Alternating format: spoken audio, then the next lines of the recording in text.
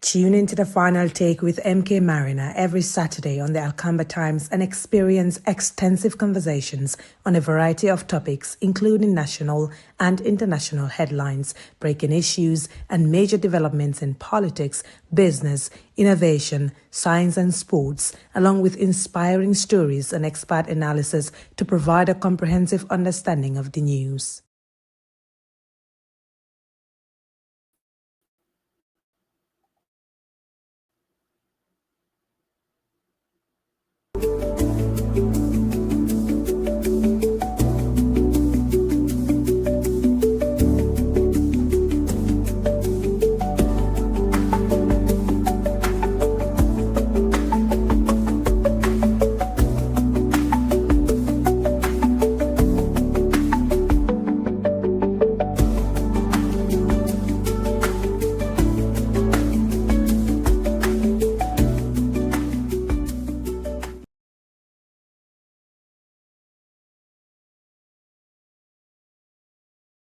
Hello and warm welcome to the final take with me, Seni Marina. Wherever you're watching, this is the final take. And today in the studio, live from Banjul, is Mr. Almame Fandin Tal, the founder, chairman, and executive director of the Kairaba Conservation and Leadership Organization, and also the spokesman of the opposition United Democratic Party.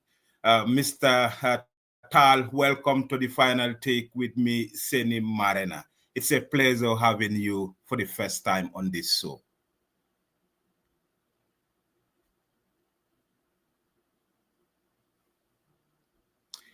You are on mute. Can you unmute your speaker, please? Yes, I was saying thank you very much, Mr. Almame Fandin Tal. Welcome to the final take. Thank you very much. I'm very pleased to be part of your program, The Final Take, with Seni Marina for the first time. Wonderful. It's a pleasure having you. I have been trying to get you on this show for many, many months or a year ago. And finally, I'm grateful that you find time. But before we go, we want to express our deepest condolence to our viewers and audience on the demise of one of our colleagues, Fatou Samba, the country director of Gambia Talent Promotion, who passed away this morning in Banjul. It's a very devastating news for the entire country because Fatou has been known as a very humble journalist, very passionate. He's always, smiling, conducting interview with people from all walks of life. So we wake up to this sad news as a colleagues at the Alcamba Time. We extend our deepest condolence to the family and the staff and management of Gambia Talent Promotion, especially to his lovely husband, Pa Usman Juf. Our deepest condolence to the Juf family. May the gentle soul of our colleague Fatou Samba, who is known to be very passionate journalist, rest in perfect peace. That's a sad news from Banjul. Mr. Tal, that's the sad news from Banjul. So I say, let us pay a tribute to this lady, excuse me, before we commence our interview. Maybe you want to say something briefly. You might know Fatou. He's always covering the United Democratic Party programs and, events. Yeah. You're absolutely right, Seni. I'm very, very sad to learn just about 2 hours ago that that's the time I learned that she passed. She was very dynamic. She was a very engaging reporter, and she covered all events across the board. I had the pleasure a couple of times to be her guest in their studios in Kanifing, and she has tremendous spirit. And she has worked very diligently to promote this Gambia Talent TV. And really, the media fraternity has suffered irreparable loss for such a very, very joyous, very dynamic journalist. And so soon, she was so young, so full of life, and so vibrant. So we pray for her soul to rest in peace, and to pray for the husband and the rest of the family, to have the fortitude to bear the grief. This is a very, very big blow to any family and to the whole Gambia as we forge ahead as a nation. Yeah, absolutely. I am devastated. I have known Fatu for more than 15 years. I remember moments like 2011, ahead of the presidential election, we had the opportunity to be trained together by the Commonwealth team on election reporting at the university. And since then, I and Fatu have become very close friends and also colleagues. So this is a very devastating news, not to only her family, but to the entire media fraternity. So we pay our respect to her as, the family and the colleagues mourn her sudden demise. So on that note, thank you very much, Almame Fandintal. For those watching, this is the final take with me, Seni Marena, from our virtual studios here in Seattle. So my guest today is Almame Fandintal, who is the chairman of the Sir Dauda Kairaba Conservative Leadership Organization and also the spokesperson of the United Democratic Party. So we're going to talk about Sir Dauda Kairaba's legacy and also some, politics, because you can't talk about Sir Dauda without politics. He's a man who introduced a multi-party democracy in the Gambia, and today, his legacy lives on. So, Almame, welcome to the final take once again with me, Seni Marena. Thank you very much, Seni. Okay. As the founder of the Kairaba Conservation and Leadership Organization, named in honor of the former late President Sir Dauda Kairaba Jawara, how do you see his vision for a democratic and inclusive Gambia influencing the country's political landscape today?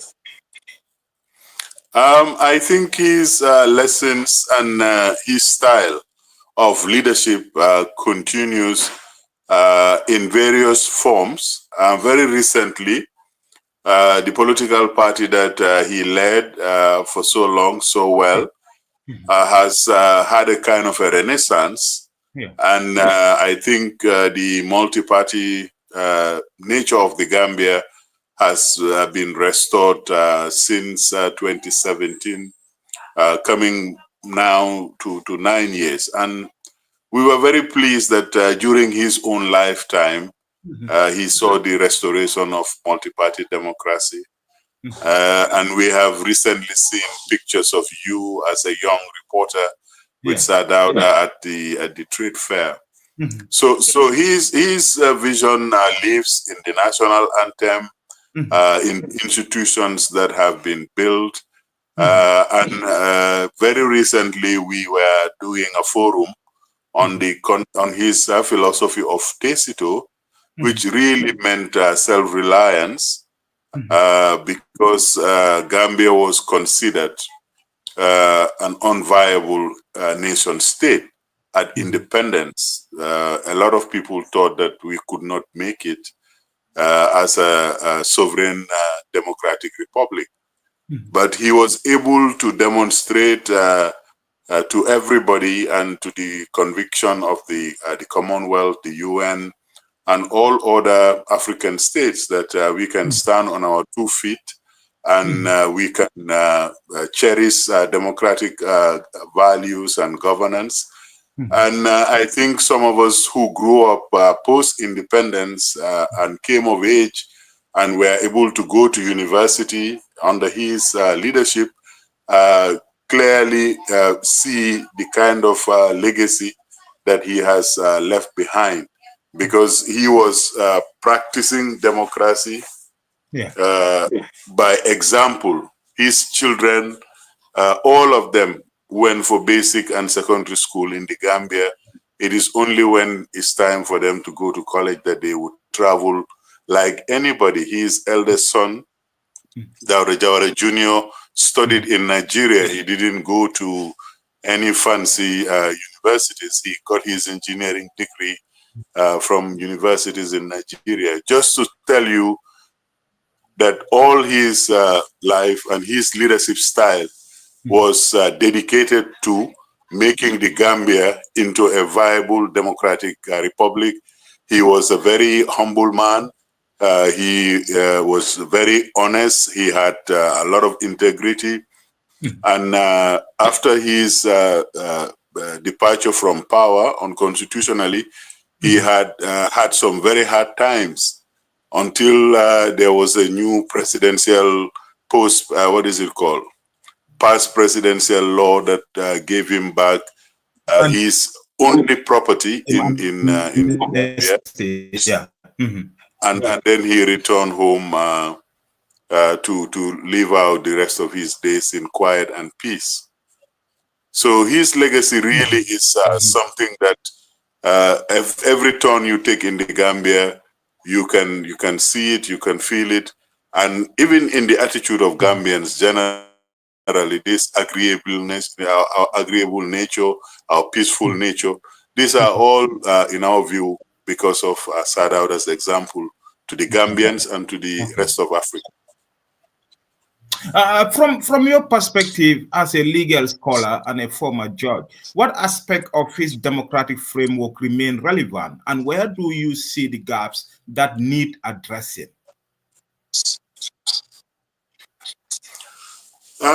During his presidency, precisely in the 80s, when the late illustrious Fafam Bai was Attorney General, there was a law reform commission, the late Fafam Bai.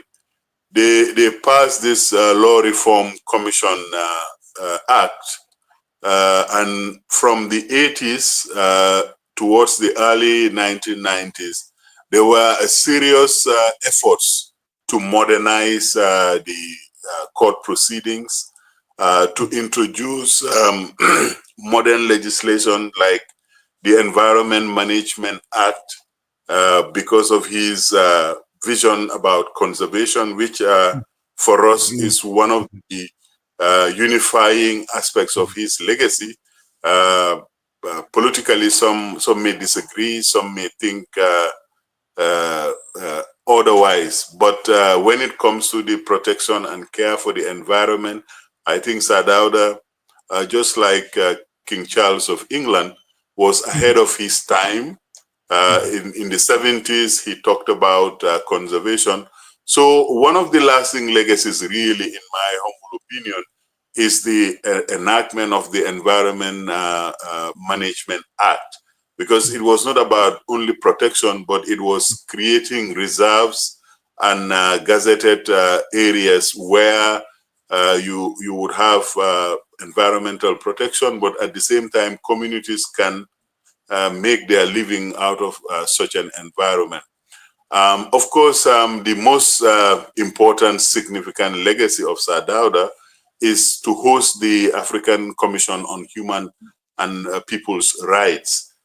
This is the continent-wide body that has been valorizing human rights and respect for the rule of law. Protection and promotion of human rights, yeah. Yes, so it is sometimes even called the Banjul Charter.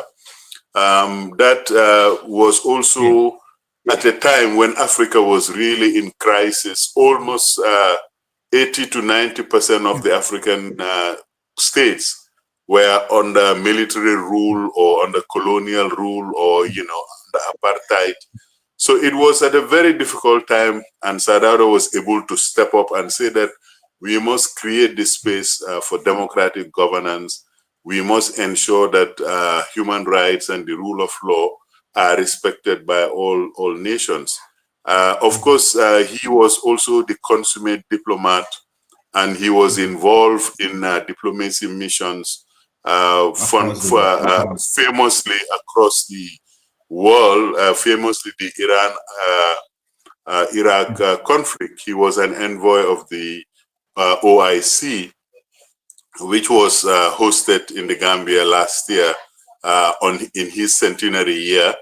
And other peace mission, obviously, is the ECOMIG and the ECOMOG forces that helped Liberia and Sierra Leone live through their civil wars of the late 80s and early 1990s. So the legacy is considerable, and the law books are filled with his examples of a tolerant and inclusive democratic government. You will remember the likes of Tix Mane, Hassan Mane, the investigative journalist, took the then Minister of Agriculture, who subsequently became the Vice President, Mr. Sekou Sabali, to court, and there was no interference with the way the judiciary was working, and Justice Grant was able to actually find in favor of Mr. Mane's allegation that there was no defamation. And that was fair journalism, fair reporting, and that was a landmark. That was a landmark history in the media freedom in the country. Dr. Alma Metal, we have a lot of discussions about South Dauda, but let's go to his conservation and leadership. South Dauda was the architect of the Banjul Declaration, where he's very committed to environmental protection, the flora and the fauna. You know it better. So, looking at Sir Dauda's legacy and what prevails right now in the country, we have seen a severe assault on our forest cover, environmental degradation across the coastal areas. What is the organization doing to address this in order to preserve Sir Dauda's legacy in his fight to restore our flora and fauna? Indeed, we think that fundamentally what we need is a mindset change from the very top to the grassroots and the communities. We think that some of the actions that are going on in communities, especially coastal communities, and in the remaining forested areas, is born out of lack of foresight, and to some extent because of ignorance. Because what the Banjul Declaration was saying was that we need to care for the environment. If we take care of the environment will in turn provide for us our basic necessities. So it's a question of management, and it's a question of making the right investment and harvesting at the right time. Because now a lot of people are talking about agroecology. Your agriculture should be able to help the ecological status.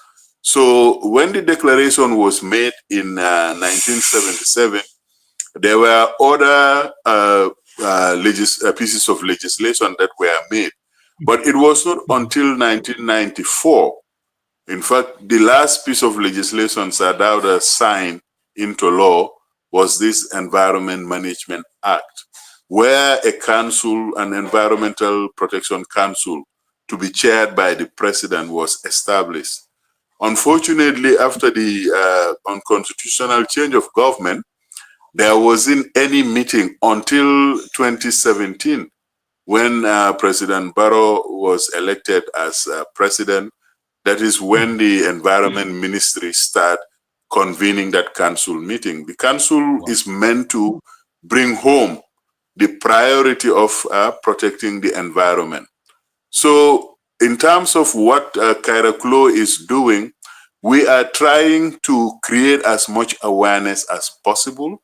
We are trying also to make sure that we have genuine partnerships between the public and the private interests that are involved in the management of the environment. Ultimately, we are hoping that we can establish the Sir Dauda Kairaba Jawara Climate Justice Center at the University of the Gambia, at the UTG, that would be informing and advising on the policy aspects that are necessary, because the environmental challenges have gone beyond our borders. Some of the environmental challenges have come from our neighboring countries.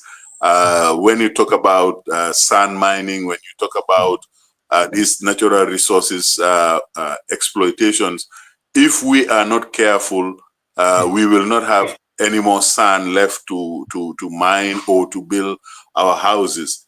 This degradation is going to make things even worse, because Gambia is a low-lying state state. It's a very flat state, and we are at risk of sea level rise, and that can take over all our land, you know, in one sweep.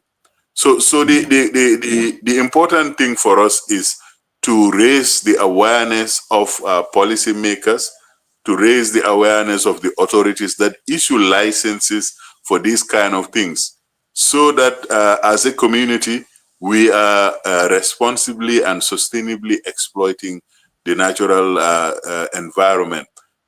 Because we have seen that there are quite a number of environmental activist organizations, and they are doing a really fine job.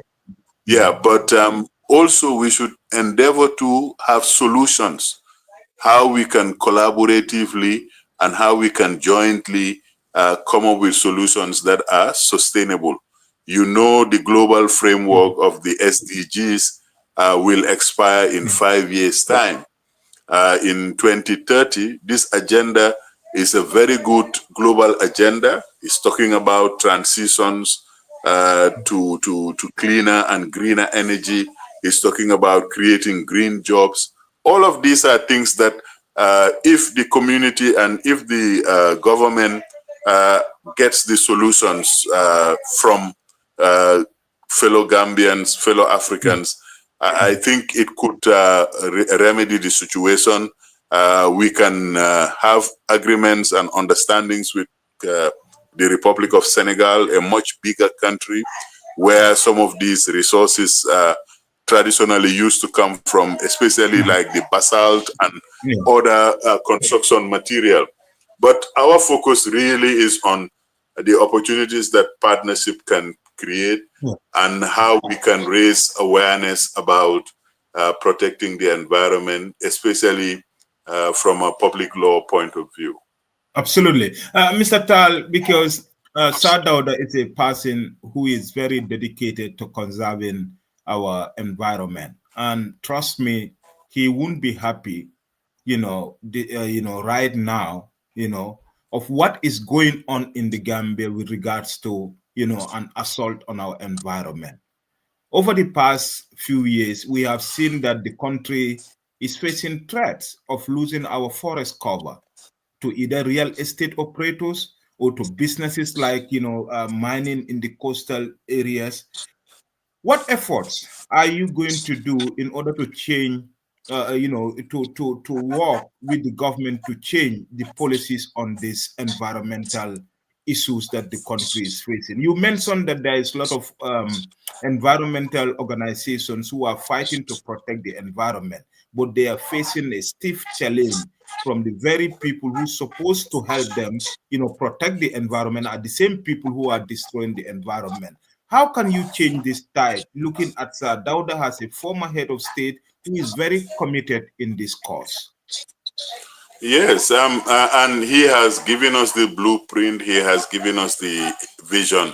What remains, Seni, is that we that are living have a responsibility to take that vision and put it into action, i.e., all these areas belong to the Gambian people at large. Secondly, these people are represented in the parliament by elected members.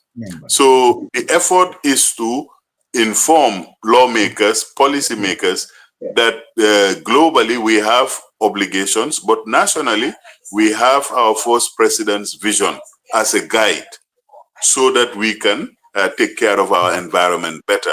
Nobody is saying that you shouldn't exploit your environment for your present needs, but you must also remember the needs of the coming generations. But we also are engulfed, as we speak, in a global crisis. There is a global environmental crisis, and the whole world is getting up to try and find solutions. So solutions in terms of building materials, solutions in terms of energy generation, all of these are things that are within these discussions. It's a question of how do we as a nation position ourselves so that we can attract some of these resources without destroying our own environment as a question of justice. And I hope that when we establish the Climate Justice Center in the name of Sadauda, we would be able to engage globally all the stakeholders in this process. Because yes, laws can do something, but the communities must also, on a tacit basis, safeguard against the excessive exploitation of their natural resources.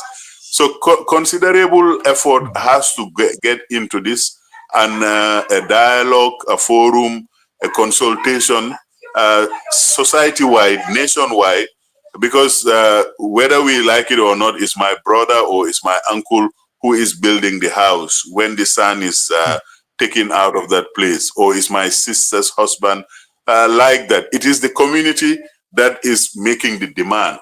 So if we are not strategic about this exploitation, we will end up having a very destroyed environment. We would not be in harmony with nature. But the activism must go on. It can stop certain things, but we need a holistic and a comprehensive vision that can put us in harmony with nature and ensure that our institutions are designed in such a way that these conflicts can be avoided based on the vision that Sadauda has left us with. Absolutely. Many thanks for that brilliant answers, Mr. Tal. Let's look at the challenges to Sadauda's legacy. Sadauda leadership faced challenges, including the 1994 coup. How do you assess the long-term impact of such events on his legacy, and what lessons can the current political leaders draw from his resilience? The lessons are really very sobering and quite devastating. I must also say that Sadauda is not without fault as a leader. There is no leader who can claim that, oh, I have not made mistakes.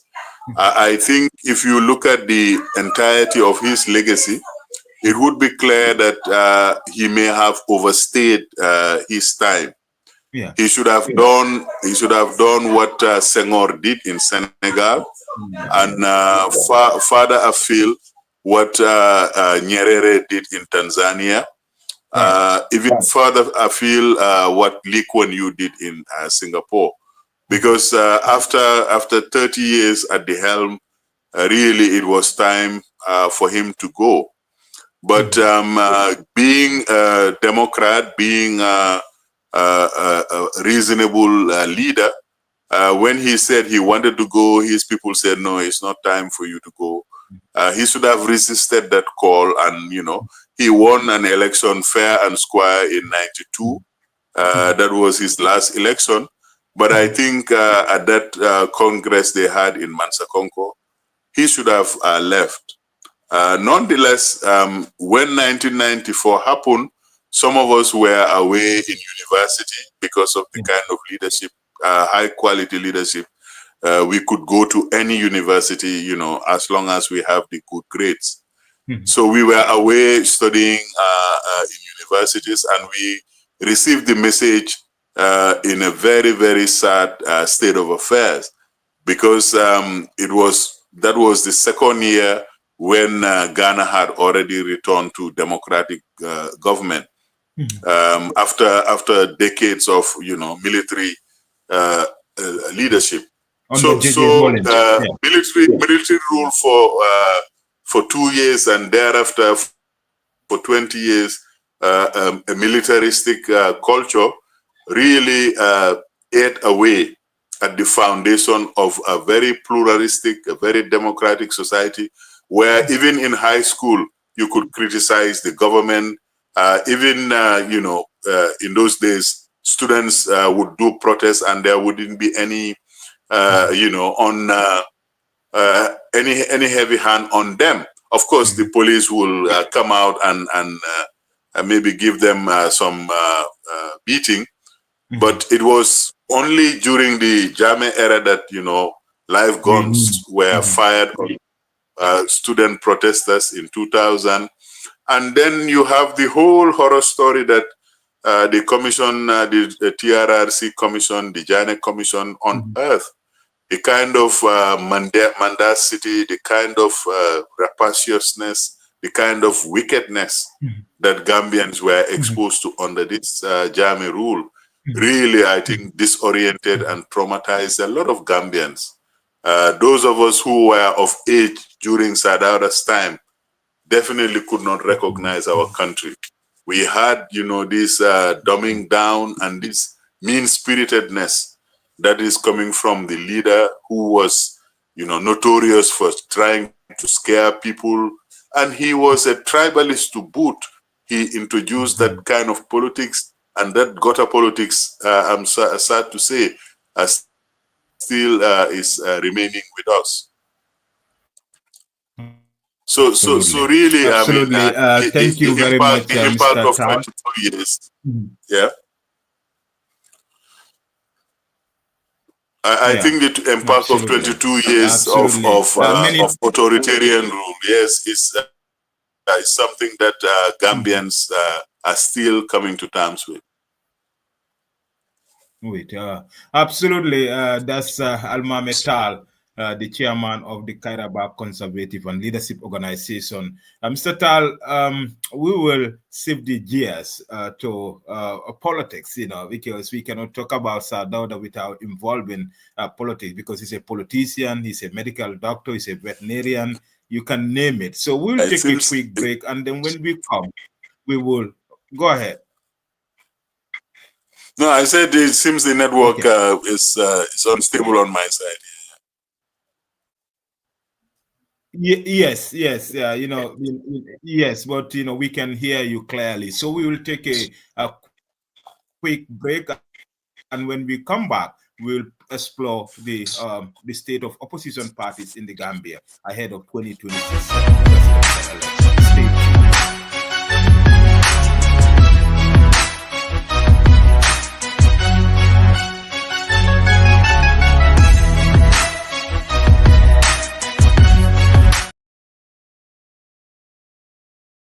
Welcome back, wherever you are joining us. This is the final take with me, Seni Marena. In the studio today is Mr. Almame Fandin Tal, the chairman of the Kairaba Conservative and Leadership Organization, and also the spokesperson of the biggest political party in the country. Many people said Mr. Tal has gone so quiet over the past couple of months, and he has always been on the forefront, propagating the ideas of the party he believed in. You are not wearing the Sadauda cap here. We are talking about opposition politics.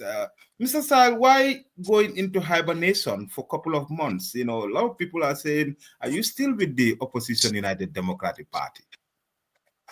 I am still a member of the United Democratic Party. And I have not gone into hibernation. I know a lot of people haven't had me on interviews for the UDP. But like we were talking earlier, last year actually was the centenary of Sadauda. And we established Kaira Klo in 2022. Yeah. And upon the establishment of it, we felt that it would be necessary for some of us to take a backseat to partisan politics, not because of any reason, but in honor and in respect of the Sadauda project. Because we were hoping that the centenary would be a very good time to reflect on Sadauda's considerable legacy. And it is extremely important for me to emphasize this, that the Kairaba legacy, we are claiming it on the basis of the ideas and the intellectual passion that animated them. So we consider ourselves the intellectual heirs of Sadauda. We are not glorifying or valorizing his politics, but facets of his leadership, example in conservation, in human rights and the rule of law. And if you are doing that, it would be technically difficult to convince everybody that this is a non-partisan, non-political non-denominational organization. If you are going on one day, you are saying, very passionately what Sadauda stood for, and then in the next minute you are wearing your party politics cap. So that I'm trying to avoid that confusion, so that whenever I talk on the Sadauda legacy, it should be seen in that light that this is another form of national service. We were expecting that there would be a lot of acclaim and applause in the centenary year, which was last year. We were able to do a few things. We were able to get the memorial lecture up and running. It's a lecture series, and we were very fortunate to get the current president of the ECOWAS Commission, Dr. Omar Ali Toure, yes, to give the inaugural lecture. So it is in that spirit. That is why my presence on the front line. But I think the UDP has a deep enough bench to provide information to the Gambian people on a regular basis, without it being always one person, one face. I think there is a diversity of personalities and talent that can, as much as possible, represent the same set of information. People have told me openly, but we don't hear you anymore. We don't see you anymore. But I say, you hear UDP. There were instances, Mr. Tal, there were instances, the rumor was so wild that, Al-Mahmed Fandin Tal, a well-known spokesperson, I would call you a spin doctor of the UDP, it has resigned. But later on, local media report like the Standard, quoted you and said you still a member of the United Democratic Party. So that's why when I talked to you about this interview, you were like, I was like, yeah, this is an opportunity to also clear the air, because a lot of people want to hear from you, what is actually going on. But I'm glad that, you are making that position very clear. But don't you think that it's going to be a conflict of interest to resign and to focus on one organization, because operating both organizations and holding key, a position can be conflicted? Are you thinking of resigning, or taking the back seat? Is the party aware of your position, and the current work you are doing for the Kairaba Center? Oh yes, the party is fully in the picture as far as the effort we are putting in the Kairaba legacy projects, and I think even the government agencies, ministries, I mean, a lot of people are aware, and like you pointed out, the appearance of conflict of interest, I have to say, this is freedom of association. Every Gambian is welcome to join this.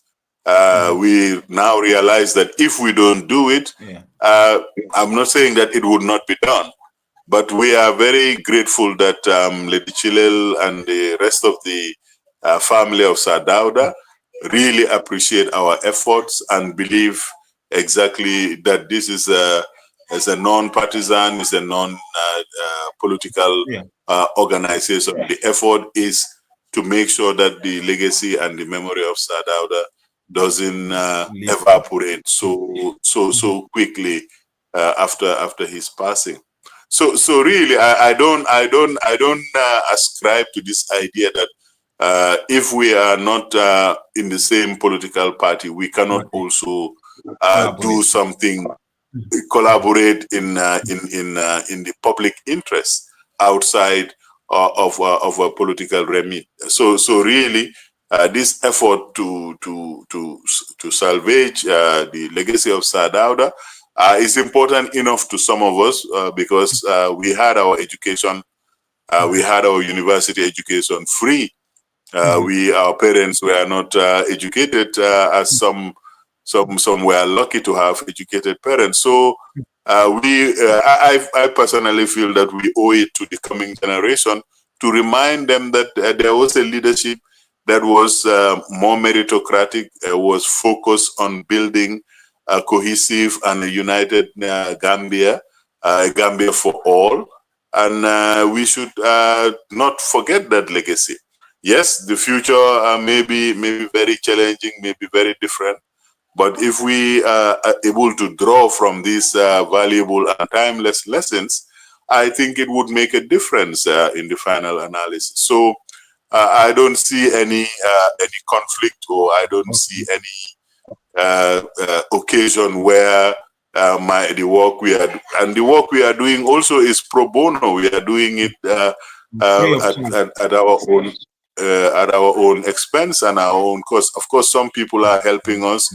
Some organizations are donating for our events and our activities, but none of us in the board of trustees are drawing any material or financial benefit, apart from a lot of work, good work, we hope, that future generation may be able to enjoy and cherish. Okay, Almame, before I take you deep into opposition politics, ECOWAS, celebrate 50 years of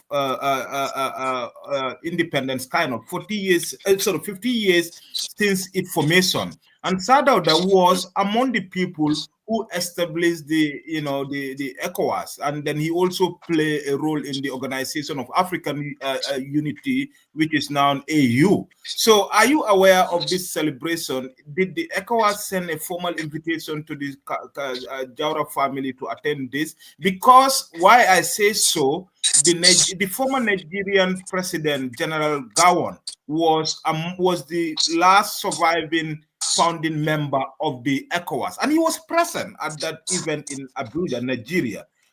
Did the ECOWAS extend invitation to this the Jaura family to be part of it in respect of his contribution to the establishment of ECOWAS? Well, two things. If Sadaura was alive, I'm sure they would have invited him. They would have extended the invitation to him. But General Gowon is alive. And was among the only living. Yeah, he's the last surviving founder, and that is entirely proper, because let us also remember that the president and the family of the president are not the same thing. But ECOWAS, to their credit, in 2022 gave him a posthumous award recognizing his contribution to regional integration and peace. So it is the persons who were there, and the only person who was there and alive is General Gowon, who is very advanced in age now, and I think the honor is entirely fitting. But the only honor that was given to a legacy, a family of a head of state, was Sadauda's. So that, I think, that tells a lot about his contribution and how much it is valued in ECOWAS. I think that was a wonderful gesture on the part of ECOWAS. And I think also some of the ideas, because I think in terms of our size, we are not that big of a country or an economy, but the ideas we have contributed in terms of regional integration and in terms of peacekeeping and peace building, I think should be recognized, not only for Sadauda, but for our country. Kind of a peace center should also be recognized in the Gambia, or something along those lines on conservation. There is this great green wall project. These are all parts of the, yes, they are all part of the legacy that Gambians can claim. But I think our foreign policy must now really engage with the ECOWAS in the golden, in the golden jubilee year. Already there are some economic forces in the Gambia, and the preciousness of peace is something that I think if you look at the legacies of all the leaders in West Africa, Sadauda probably has the highest record of peace building, peacemaking, and for that reason, an institution dealing with peace and security, with conservation and development, These are the kind of institutions that Gambia should try through its foreign policies and its regional integration ministry to make it an ECOWAS-wide effort. I think those are the kind of things that we can convince ECOWAS with, and I'm sure the heads of government of the members of state would not hesitate to make Gambia a kind of a peace harbor in our sub-region, because we have demonstrated over a 50-year period to have the highest number of ECOWAS citizens per capita living in peace here and building prosperous businesses, and no xenophobic attacks, no attacks whatsoever. Even though we are surrounded principally by Senegal, we have a lot of other ECOWAS citizens living here. Yeah, absolutely. Many thanks for that. Still into politics, and Gambia gear up to 2026 presidential elections in a year time. How is the UDP positioning itself to address the challenges facing the Gambia as the country march into election year? Doing every strategic move that is expected at this time. But we also want to just emphasize one thing for the media. From Banjul to Mansa Konko, it is a UDP-led local government. Right. And if you look at that space, the kind of developments that are happening there, the kind of service our local government leaders from Banjul, KMC, West Coast region, and Lower River region. We have proven that a new generation of leaders have emerged from the UDP, and they are contributing to the development of their municipalities and their regions in a way that has been unprecedented in Gambian politics. I think the 22 years we just mentioned, all the municipal governments except for Banjul were under the APRC government. This time around, we have two terms of leadership, if you like, in this, if not half of the Gambia, a little over half of the Gambia, and the works of UDP leaders manifest and they are seen. So in terms of preparation, we also want to draw attention to some of those successes and the need for a new kind of politics that is based on performance. What have they done in local government, for example? And who are the people? It's not one person who is going to bring about the transformational change that Gambians are yearning for. Okay. You talk about a lot of improvements that is unprecedented in these opposition mayors and chairpersons. Is the UDP going to leverage on this youthful population to lead the party into elections? Oh, definitely. The organizing secretary of the party is one of the mayors that I mentioned, the mayor of KMC. The mayor of Banjul is the first is the second vice president of the party at national level. Mr. Sane and Mr. Dabo, Yankuba, and Landing, they are all members of the executive, and they all have very important national responsibilities as part of the organizing committee. So the campaign and the ideas of the campaign and the energy of the campaign obviously is going to be with the more youthful wing of the party. And that is the way campaigns are run everywhere. Most importantly, UDP, as we all know, has a very broad base nationwide. We have constituency and ward bureaus, regional bureaus, and we are everywhere in the Gambia and have been for the last 30 years or so. So really, the grassroots work has been ongoing. The regional bureaus, the regional chairman, the women wing, the youth wing, all of them have their set programs and they are engaged in doing their work. Yeah, so really, come 2026, we are in a very good position to change the discourse, change the dialogue, and convince Gambians to vote for UDP. Absolutely. The Gambia's opposition has historically struggled with fragmentation.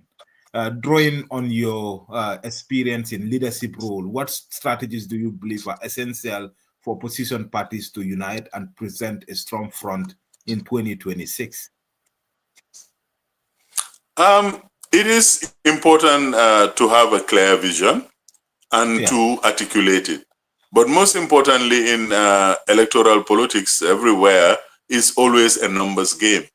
And I have just explained to you that in 4 out of the 8 regions, UDP is leading there as the politically elected majority.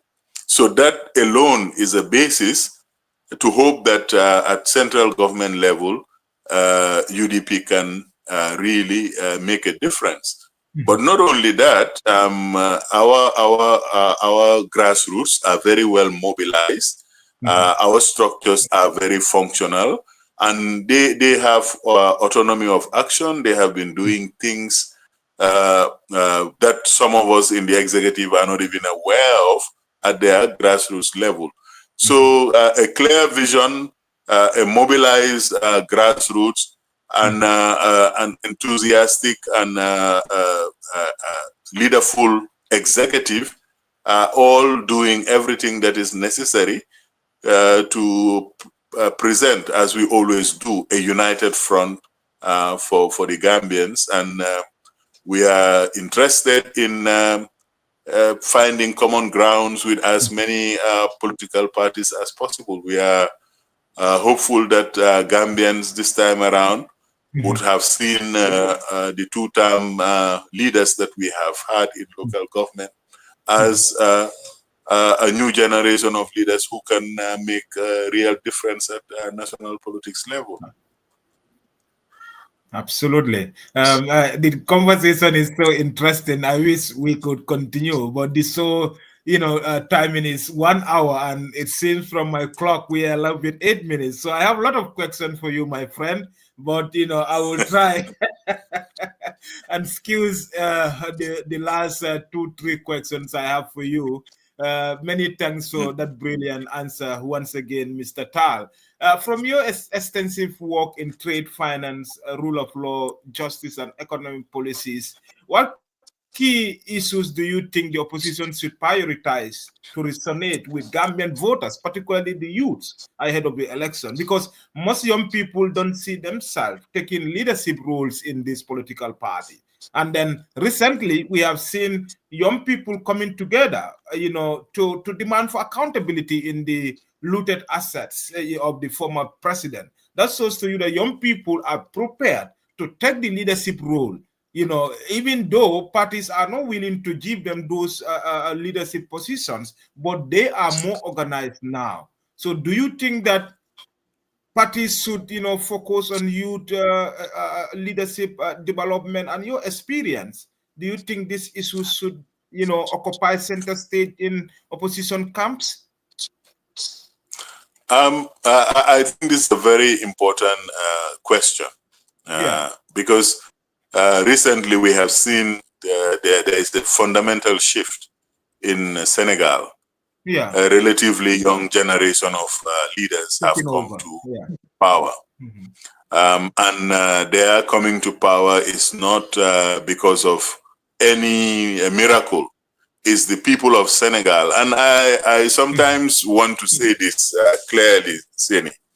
Every leader you have seen or heard about in the world was a leader when he was a young person. It's just that when we were getting independence, Sadado was 41 years old in 1965. Wow! So he was young. Nkrumah was about 46 years old when he became the president. 42 years old when he became the president of Ghana. So you can look at the list. It's only recently that you have this unusual situation where leaders have stayed so long that people even forget that when they became leaders, like Museveni in Uganda, when they were becoming leaders, they were in their 30s, and now people are talking about Jamai Faye, President Jamai Faye, who is in his mid 40s. So really, this talk about youth, we should also look at it very pragmatically. The four mayors that I have mentioned, or leaders I have mentioned for you, Talib is not even 40. Rohi is in her 40s. Yankuba is not even 40. Landing, they are all relatively young. I'm just saying that as a party, I think we have a very large youthful party, and our base is also mobilizing and organizing to enable our young people to get the skills that they need in the 21st century to be successful. You hear all the time, Seni, are you there? Yes, I'm here. I'm hearing you very well. Okay. You see everywhere you go now, we're talking about AI and AI enable AI, the power it has to make our work across the board a lot easier. So, but we need the basic skills, the fundamental skills to create content. And this is what our young people in their schooling system, in their universities system, are not getting the opportunity to be prepared with.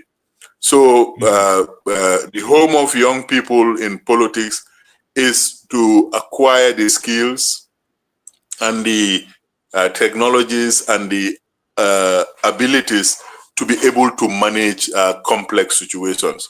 This is where it is important for every young person to find a political home for yourself. And I'm sure you would see this in the US, you will see it in the UK, even in high school, even at university, you have Republicans or conservatives or labor members from that early on. That involvement is necessary. However, we must also ensure that the kind of life skills that we give our children and the young people are in tune with the 21st century so that they can operate as citizens of the world. They can operate anywhere. They can be able to travel freely, go for university education, or go to work in other places, but they have the requisite skills, which I think our education system has, to a large extent, not nurtured to the level that it needs to be at. Absolutely. Thank you very much, Mr. Tal. And then we are almost at the tail end, so I have two more questions for you. But as I said, your work at the Kairaba Center and the UDP will give you more opportunity for me to interrogate you more in our subsequent interviews, because today you were like, Mr. Marina, I'm invited for Kairaba, so let's talk about Kairaba. I said, no, we can talk about both Kairaba and because Kairaba himself is a politician, is a visionary, and you see how they are interlinked. So I'm glad that, on a serious note, I'm glad that we are having a very important conversation, and our audience will find it very interesting because I see a lot of people watching it. So, vision for the future as a leader in both the Karabakh Conservation and the Leadership Organization and the UDP. How do you envisage blending Sir Dauda's legacy with modern governance strategies to shape the Gambia's future post 2026? Yes, on both front, I think our commitment to excellence must be renewed. We must engage in self-examination, and we must ensure that the legacy that we have in terms of pluralism, in terms of multi-party democracy, but in terms of the civility and the peaceful disposition that Gambians have demonstrated all over the world. Your own native village has per capita perhaps the highest number of PhDs in Africa. Yeah. I mean, for a country our size to be able to boast of 2 Undersecretary Generals of the United Nations, Justice Hassan B. Jallo and Abdoulaye Jane, these are very great achievements. And then you have a chief prosecutor, and all of them could be seen as part of Sir Dauda's legacy because of the kind of leadership he had provided. And we should be working hard at all these efforts to make sure that the country remains united, but also is capable of producing high quality human resources. We can have many more Seni Marinas. We started our program on a very sad note of the young journalist's demise. But a few years ago, before you left town, Jaha Dukure, I think is Jaha. Is it Jaha? No, Sisi Sawane. Sisi Sawane. You know, so we have to understand that all of us are mortal, but whilst we are here, we must learn to live together in peace. But most importantly, we must live in harmony with nature. We must conserve the environment that we have, small as it is. We must try and regenerate the values that had helped our nation up to this point to stand up in the community of nations and be counted, be able to produce Undersecretary Generals, ICC chief prosecutors, and other very distinguished sons and daughters. So the idea for the final take is to make sure that these kind of conversations are as broad and as wide-ranging as possible, and it cannot be a zero-sum game for us anymore. We must find that common ground where we can talk to each other as brothers and sisters and as one Gambian, free of tribal sentiment, free of class prejudices. It is extremely important in this 21st century to have a meritocratic credo, to have a fair and a just system of recognizing and rewarding talent and serving our nation ultimately. Absolutely. Many thanks. And then finally, Mr. Almame, what's your message to Gambians? You are working on a legacy, that is so powerful, a man who is very, very intelligent, a man who has introduced multi-party democracy in the country, a man who contributed to the formation of the then OAU, the Organization of African Unity, a man who used Banjul as a host of the top human rights body in Africa, the African Commission on People and Human Rights. Just last week, they ended their 81st session in Banjul. So Banjul has become a human rights capital, but because of dictatorship, we lost that that spot. But I think the country is moving back to reclaim those lost glories. What message do you have for Gambians in order for those who want to see Sir Dauda legacy flourishing in the area of human rights, in the area of environmental protection, in the area of rule of law and justice. Yes, I'm so glad that we are having this last word on that, because we need to mainstream the legacy. We need to teach some of these lessons in schools. We must be able to abridge the biography, his autobiography, so that our children can read it as stories of great men that have lived in this country. Because the biography Kairaba has a lot of useful lessons for all ages. And the more we can mainstream it, so that everybody, you hear it regularly. In the past, he used to be on the currency of the Gambia. I think it's time that his face is restored on the currency, so that Gambia, especially children, would say, who is Dawda Jawara? Oh, he's no longer here, but he was our first president. So those kind of small gestures, I think, can be very transformational, so that when they go to school, from primary school to high school to university, they will live with his ideas. Because whatever we leave behind, the most important thing is the ideas of human solidarity, the ideas of Tacito, the ideas of not wasting your time or your resources in things that are going to divide our nation. What we need now is to be reminded of that legacy that has brought unity to our country for 60 years. After all, this is our Diamond Jubilee year. And I think it's a reflection of the character and the quality of leadership that he has bequeathed on our nation, that we are still trying and shining as much as possible all over the world, the democratic values and ideals that you mentioned, and especially the Banjul Charter and its abiding legacy for all Africans. Absolutely.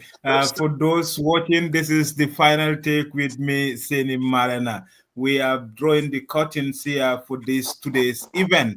But many thanks to my special guest. I call him Justice Almame Fandintal, the founder, chairman, and executive director of the Kairaba Conservation and Leadership Organization, and also the spokesperson of the United Democratic Party. But some said he went into hibernation, but today he said no. He is working on, other projects. But on a serious note, many thanks, Mr. Almame, for joining me on today's show. Thank you very much, Mr. Marina. God bless. God bless. Thank you. Tune into the final take with MK Marina every Saturday on the Alcamba Times and experience extensive conversations on a variety of topics, including national and international headlines, breaking issues, and major developments in politics, business, innovation, science, and sports, along with inspiring stories and expert analysis to provide a comprehensive understanding of the news.